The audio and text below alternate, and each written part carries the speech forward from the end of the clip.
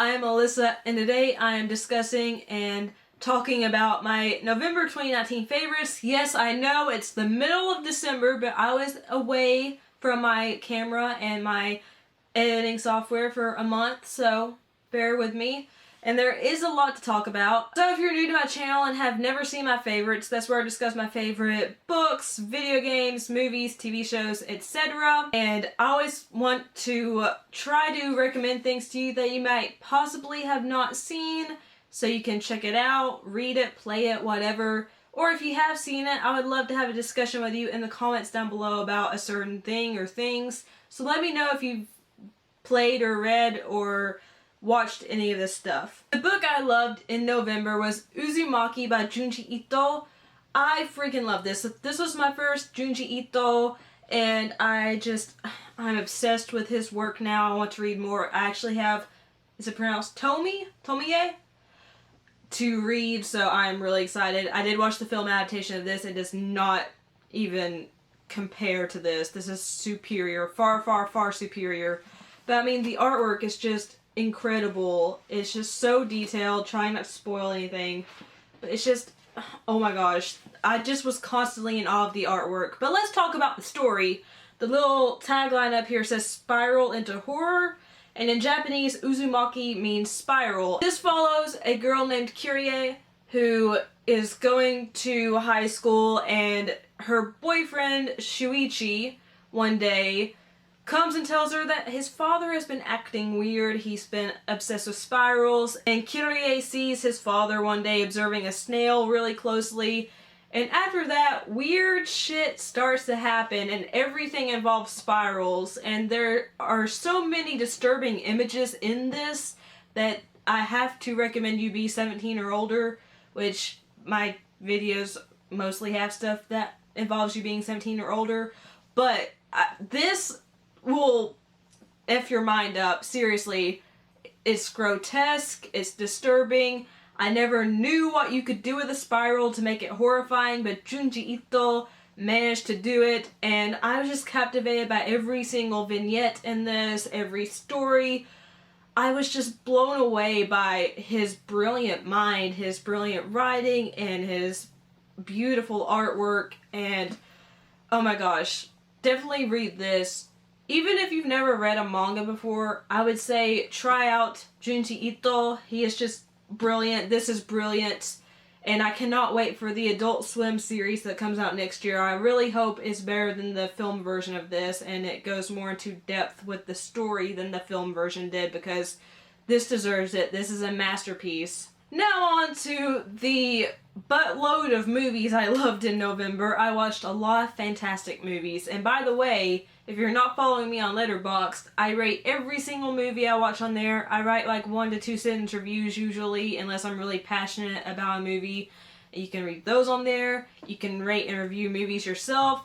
Follow me on there, we'll be friends. I definitely follow everyone back that follows me, so that link is down below in the description box. But let's talk about the movies that I just thought were amazing this month. First up is one that is very divisive, actually. That's Terminator Dark Fate. I am a huge fan of the Terminator franchise. I will admit, after the first 2 movies, the quality went down a little bit, but I've always enjoyed every single entry. And Terminator Dark Fate felt like a step in the right direction. It basically retcons everything after Judgment Day. And I just really love the story. I love seeing Sarah Connor come back. I love seeing Arnie again. I loved Mackenzie Davis as Grace. This human-robot hybrid. It's just a wonderful story. It's got amazing action sequences, really great special effects. I really love this, and I was super sad to see it underperform here, and I think it deserves more love because it really does take the Terminator franchise in a new direction, and I don't want to see this franchise die. It's just so good. Terminator Dark Fate does so many things right. I do think it was a tad too long for its own good, but that's my only quibble really with it. I loved everything about it. The performances, the story, the action, which, I mean, you're not really going to a Terminator movie for the story, really. You're going for the action. But I loved it. I loved it. I went with my dad, and he loved it too. So, Terminator Dark Fate is actually really good. If you didn't give it a chance at theaters, Watch it when it becomes available on digital or Blu-ray or DVD. Give it a chance. Rent it if you have to. Just watch it. Give it some love. The next movie that I really freaking loved was actually a short film that is on Disney Plus now, and that is Float. Float is one of Pixar's short films that they released in a batch on Disney Plus, and it's just about an 8-minute long short about a man and his son. But the son has these powers where he levitates, where he can pick things up and make them levitate as well. Telekinesis. And the dad is constantly trying to hide his son's gift. And it's just so poignant. It really makes you think about children who are different. There's nothing wrong with them, but they're gifted. And they're different, and people view them differently. And that's what happens in society. And this is based off the director's own relationship with his son, whom I believe is autistic. And it's just such a beautiful short. It made me cry. There's only one line of spoken dialogue, but that one line hit me so freaking hard. The animation style is, of course, beautiful because it's Pixar. And if you have Disney Plus, check out Float. It is just so gorgeous and beautiful and emotional and so important, and it's just really prescient, and it also has really good representation and diversity in this as well. So check out Float. It's just, you won't regret it. You won't regret it. I also really loved Jojo Rabbit. This is Taika Waititi's latest film, and he is great as Adolf Hitler in this, but his direction, I just love him as a director. It's just, his direction is phenomenal in this movie. But this follows a young boy who idolizes Hitler during Hitler's reign. Hitler is his imaginary best friend, but his mother, who is played wonderfully by Scarlett Johansson, is hiding a Jewish girl in their home. And Thomasin McKenzie plays this Jewish girl. She was great in Leave No Trace.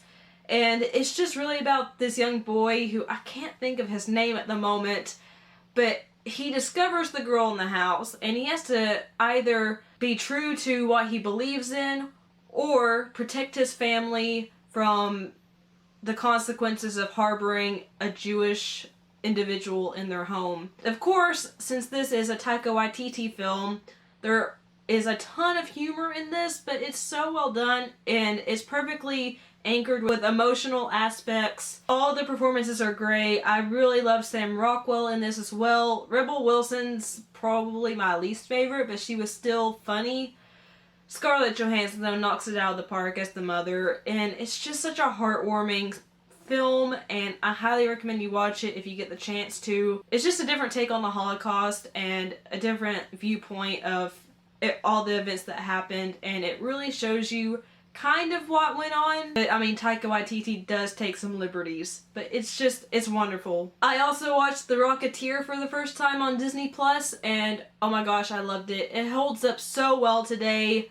I didn't realize Jennifer Connelly was in this, but I loved her in it. And if you don't know the story of The Rocketeer, it's about this man who is a pilot, and one day him and another man find this jetpack that allows him to fly up in the air, and they tinker with the jetpack. There's also an actor who has nefarious plans, and it's so good. It's so good. It's not something I see Disney doing a lot, and I didn't really expect it to be a Disney film. I don't know why I didn't know it was a Disney film before it was on Disney Plus, but it's timeless, I believe. It holds up really well, and it's just a great, entertaining story, and I really enjoyed it. The next film I surprisingly loved was Ford v Ferrari. I'm not a car person, I'm not a petrol head, but this was a really inspiring, true story about two men, Carroll Shelby and Ken Miles, as they prepare to take on Ferrari in the 1966 Le Mans race, and they are, of course, with Ford. And it's just a wonderful story. The races are so exhilarating, but it's really about the dynamic between these two men, between the crew, between Ford and Ferrari, the rivalry between the two companies. And I loved Katrina Balfe in this. She is my queen. I really didn't expect what happened in the movie to happen, even though this is a true story. And it was just so captivating that again, you do not have to like racing or cars to enjoy Ford v Ferrari. It's very excellently directed. All the performances are top notch. James Mangold, who previously directed Walk the Line and Logan, directed this, and Matt Damon and Christian Bale are wonderful as Carroll Shelby and Ken Miles, respectively. And of course, I loved A Beautiful Day in the Neighborhood. Tom Hanks as Mr. Rogers is spot on casting, but this really doesn't focus on Mr. Rogers. Mr. Rogers is a supporting character in this film. This follows a journalist named Lloyd Vogel, played by Matthew Rhys, and he is tasked with writing an article about Mr. Rogers for Esquire magazine. But Lloyd has some issues going on with his family, and his time spent with Mr. Rogers both enlightens and infuriates him. It's just really interesting to see the dynamic between these two men, and to see how Mr. Rogers just affected so many people during his life, and it was just so heartwarming. Tom Hanks, again, was so perfect as Mr. Rogers, but I really liked Matthew Rhys as Lloyd Vogel as well. This movie was beautifully directed by Marielle Heller, who previously directed The Diary of a Teenage Girl and Can You Ever Forgive Me? I can totally see Tom Hanks being nominated for an Oscar for this role, and this movie is just so feel-good. It makes you cry, it makes you laugh and smile and have hope in humanity. So definitely watch A Beautiful Day in the Neighborhood. Even if you're not a Mr. Rogers fan, this movie will probably change your mind. Also, it's an excellent companion piece to the Won't You Be My Neighbor documentary. They kind of go hand in hand, but they're their own entities. I really enjoyed American Woman. Sienna Miller gives the best performance of her career so far as a single mother who was a teenager when she had her own daughter, and then her daughter is a teenage mother, but her daughter disappears one day and she has to take care of her grandson while trying to find her missing daughter, and it just chronicles her throughout the years as she raises her grandson, as she continues to try to find her missing daughter, and just all of the stuff she goes through in her life. She has a very tough life, and this movie is just heartbreaking. This is not a movie that's going to make you feel good. Don't watch this if you're depressed or not feeling your best in terms of mental health, because this is such a downer of a film, but the performances are so great, especially Sienna Miller, and the direction by Jake Scott is wonderful, and I really, really enjoyed this movie more than I thought I would, and just everything that happened felt like it was natural and that it belonged there in the film. And I don't really hear people talking about this movie a lot, so definitely check out American Woman if you get the chance to, and if you feel like you're up for it mentally. A documentary that I really enjoyed was Love Antosha. This is the documentary about Anton Yelchin, the actor who sadly passed away at 27, and this is just his story. This documentary centers on his co-stars who all have wonderful things to say about him. His parents talk about his childhood, how he was when he was growing up, his work ethic. You learn about how he had cystic fibrosis and how he hid it from everyone. It's just a beautiful, moving, emotional documentary that shows that Anton Yelchin was just a normal, ordinary guy who really loved his job and did everything he could to fulfill his duties. He never missed a single day of work. Even when he was sick, he went to work. And you could tell how much he loved acting and how much he loved creating. And he had so much potential left in him when he sadly passed away. But this is really a celebration of his life. This isn't made to make you cry. You will cry. But this is made to make you just see this man as the person he was, the extraordinary human being he was, who had so much talent and potential. And just to hear lovely things said about him from everyone he knew. So I definitely recommend you watch Love Antosha. Even if you have no idea who Anton Yelchin is, this documentary tells you very thoroughly who he is, and I think you'll fall in love with him by the end of this documentary. And the last film I want to talk about for November is Knives Out. This is a wonderful murder mystery by Rian Johnson, and it's got such a fantastic cast. Daniel Craig, Jamie Lee Curtis, Michael Shannon, Don Johnson, Toni Collette, Ana de Armas, Chris Evans. Did I already say Chris Evans? I don't know. He's really great.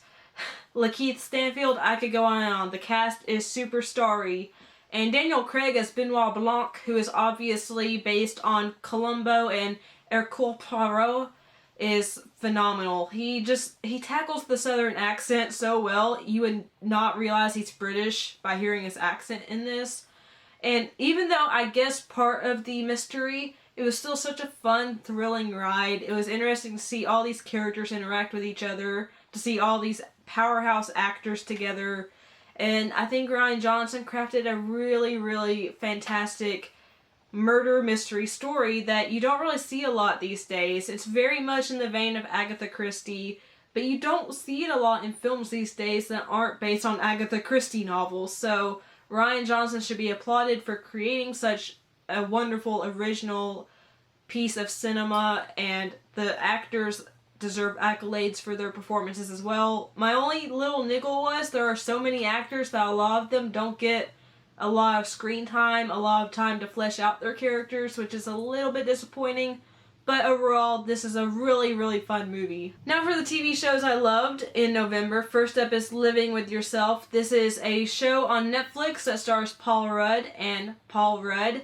Paul Rudd plays a man who works a pretty bland job at a marketing corporation, and his marriage is not going very well because his wife keeps pestering him to go to a fertility clinic with her, but he doesn't want to pony up the cash for that.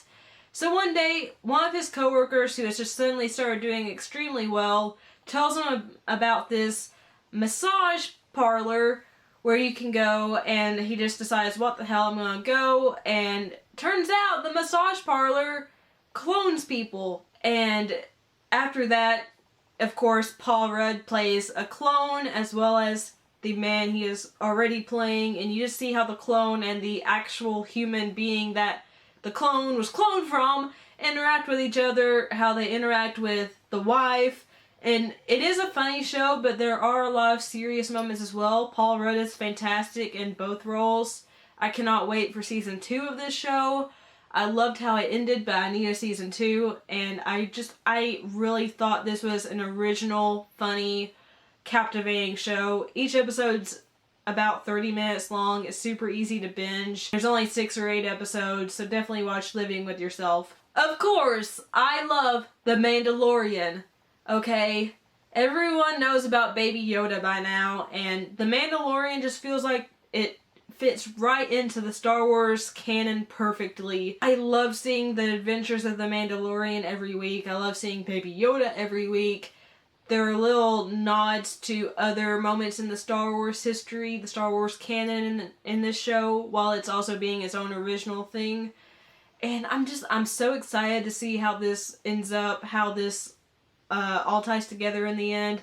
It's also really a treat to see actors like Werner Herzog, Carl Weathers, Nick Nolte, Gina Carano, etc. pop up in the series, and I think Pedro Pascal does a really good job as the titular Mandalorian. You don't see his face, but I mean, his vocal performance and his stunt work when he does do his own stunts is really well done, and the special effects are amazing in this, of course. I believe it's probably ILM. They're gorgeous. I also really loved Atypical Season 3. Without spoiling the previous seasons, Atypical follows a young man on the spectrum, because we're known as atypical people not on the spectrum or neurotypical. And I just think it does a really good job of representing autism. Of course, not everyone is the same on the spectrum. Some people are more severe, less severe than the character on the show. But he does have an obsession with penguins and the Arctic. He loves just all these creatures and he's obsessed with them. It shows him trying to navigate high school, relationships, how he deals with his family, and it also focuses on each individual family member and their own struggles as well, but they never really struggle with Sam's autism. They're very loving and supportive of him, and I think that's wonderful to see. It's a funny show, but it's also heartbreaking at points. It's also very thought-provoking. I really love Atypical. I don't have a problem with it as someone on the spectrum. So I do recommend you watch it. The last show I want to talk about is The End of the Effing World Season 2. This is also the final season of this show. This is a wonderful British TV show that follows James and Alyssa.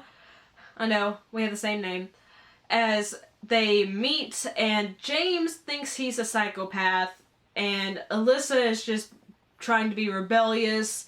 And you see how they clash, how they come together, how they interact with each other. And I don't want to spoil anything that happens in the series, but they go through a lot of shit together, and it's just an interesting dynamic. It's funny at points in that very dark vein of humor, and it's also shocking at points, and it's emotional at points. It's this amalgamation of different genres, and it just portrays each of them extremely well, and I really did love how this show ended, and I just think it did justice to the characters. The last thing I want to talk about is the game I loved in November, and that's Star Wars Jedi Fallen Order. Oh my freaking gosh. This game was fantastic. Amazing. Definitely gonna be in my top 10 of the year. You play as Cal Kestis, who is a Jedi, and you just get to be a Jedi, okay? I screamed so many times, I'm a Jedi! It just feels so good to wield a lightsaber and to cut enemies down and find your way through all these different planets. And yes, the combat does take a bit of getting used to. This is very much in the vein of Dark Souls, in the combat foray situation. I don't know how to categorize it because I haven't done a video in a very long time and I'm kind of sucking at this, but you do have to get acclimated to dodging and blocking instead of just going in and, you know, rushing the enemy and just attacking them until they fall over. You have to be strategic with your combat. But it's so rewarding, and they do have points in the game where you meditate and you can fully heal yourself and restore your force abilities. But if you do that, it respawns all the enemies, so that's another little Dark Souls-like aspect that is in the game. But I really love the story. The visuals are amazing. I played this on an Xbox One X with a 4K TV, and it was breathtaking. I love the performances. I just love being in the Star Wars universe. I love seeing all the Easter eggs. I loved exploring the few planets that you're able to explore. I loved picking up all the little secrets and reading the terminology and the background behind all of these different things. I freaking love this game, and EA making a Star Wars game and not putting microtransactions in it is amazing. So definitely play Star Wars Jedi Fallen Order if you're up for the challenge of the combat. But, I mean, if you're a Star Wars fan, you're going to want to play this game. If you're not a Star Wars fan, you can play this. Some things you might not fully grasp, but it does a pretty good job of explaining characters, locations, etc., etc. So those are my November favorites. I know that was a lot, and I'm sorry if I wasn't as good as I usually am, because I am a little rusty with filming. But if you liked the video, leave a like. Let me know down below what you've been loving recently, or just leave an emoji. Let me know you've been here so I can say hi to you, and so I know that you're watching. Share the video if you liked it, because it helps me out tremendously. If you like what you've seen and heard, hit the subscribe button, and also tap the notification bell so you'll be alerted every time I upload a new video.